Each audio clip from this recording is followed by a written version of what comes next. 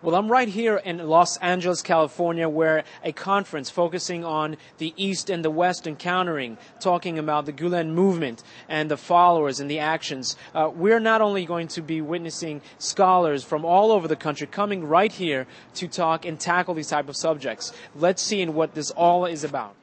The two-day conference in Los Angeles, California brought together scholars from around the world to discuss the Gulen movement in a conference entitled East and West Encounters. The first day of the conference was divided into 3 sessions, with one session the potential impact of the movement on Islamic law. The second session focused on the spiritual underpinnings of the movement, while the third session examined women's contributions to the Gulen movement.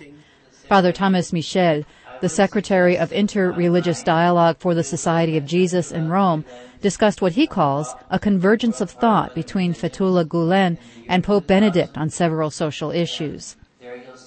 Professor Russell Powell, a law professor at Seattle University School of Law, said that both Christianity and Islamic traditions have a basis for forgiveness and dialogue, with Gulen providing the strongest basis for those ideas in contemporary Islamic law. The thing that I think is particularly interesting about the writing of Fethullah Gulen, there's a very rich tradition of writing on tolerance and forgiveness, which values love as a virtue that sort of governs all of these things.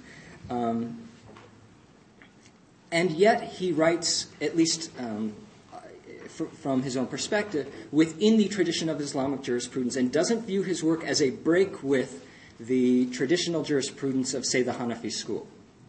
So in terms of sort of traction and legitimacy within Islamic communities, he does something really interesting in advocating a virtue of forgiveness that he views as being consistent with the traditional jurisprudence and not being a break with it.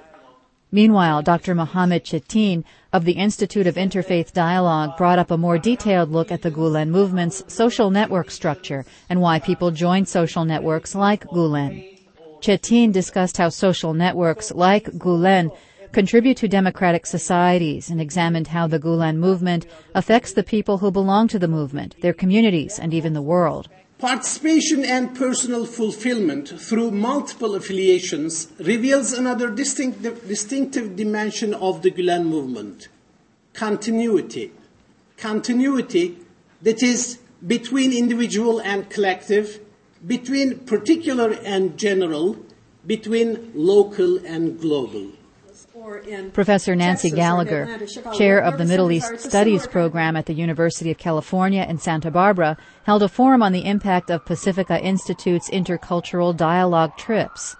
Or I shouldn't say democratic, I should say grassroots movement, in the sense that it's very decentralized and it's supported by so many people that this kind of thousands of people going to Turkey, being hosted on their trips to Turkey, is possible.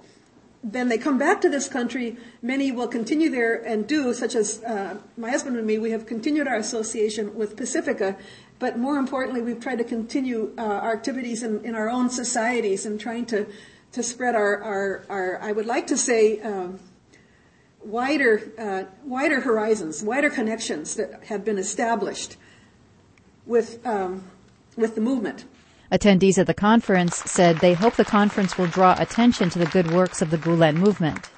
The question is really, what is the Gulen movement all about? And the Gulen movement is a controversial movement in the eyes of many. I think people are looking at this extremely successful social and religious movement that's activated large numbers, tens of thousands, perhaps millions of young people to be engaged in making the world a better place, but through an Islamic framework. The fact that the conference, really recognizes and celebrates that, because, Mr. Gulen is not someone who's looking for personal glory. And I think sometimes it's important to do conferences like this because people aren't aware of the kind of work that the Gulen movement does.